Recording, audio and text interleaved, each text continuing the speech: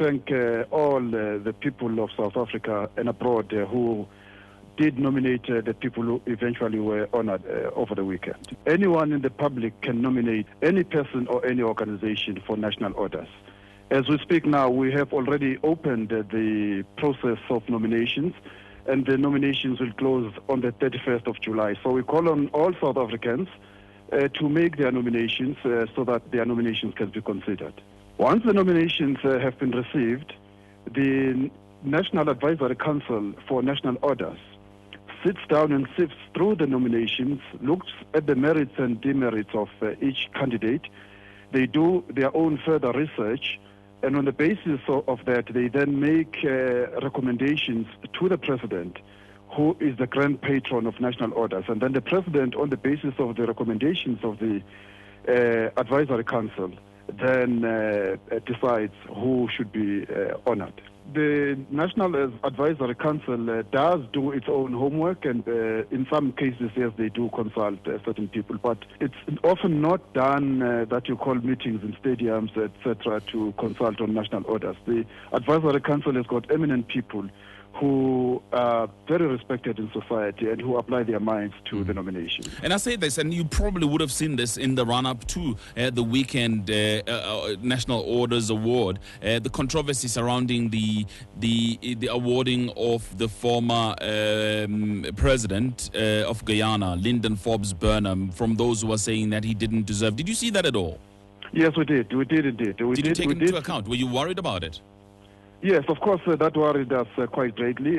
In fact, let's correct, I heard you earlier on, Olane, I think at about 7, saying that Lyndon Forbes Burnham was honored over the weekend. Let us correct that. When the controversy arose and we listened to the voices that were putting their points across, a decision was taken to provisionally defer this honor until we have done further discussions and consultations with appropriate parties. So Lyndon Forbes Burnham was not honored over the weekend. That decision was taken last Wednesday. Not so much pressure, but I think we are hearing what they are saying, and we would want to consult further with them. And obviously the family, because they are supporters and they are those who are opposed, and we would want to engage all of them before we take a decision on this matter. Professor Mohammed, you should be happy then with this decision. Well, it's not a question of being happy or not happy.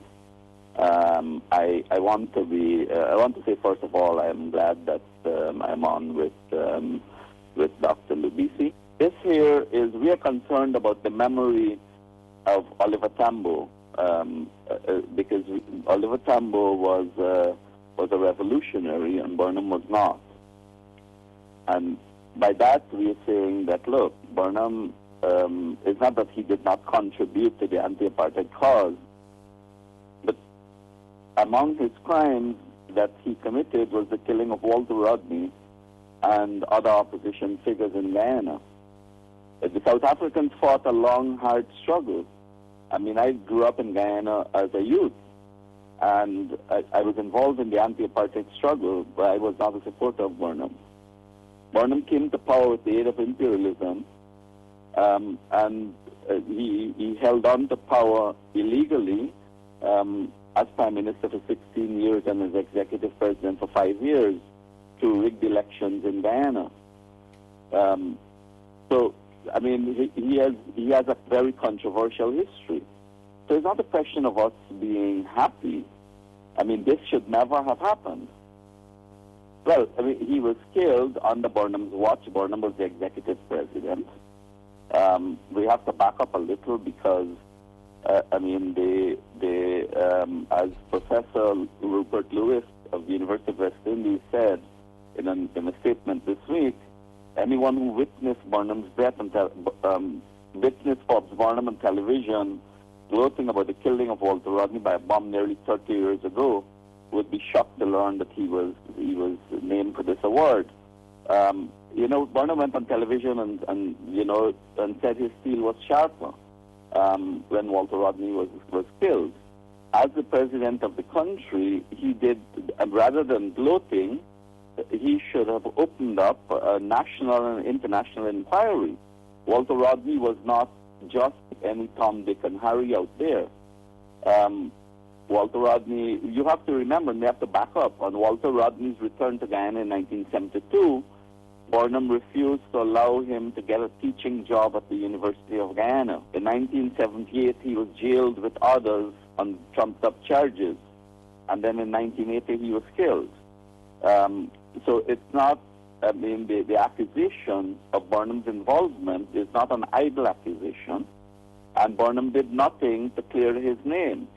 And his name is still not cleared because there's never been an official international inquiry into the death of Walter Rodney.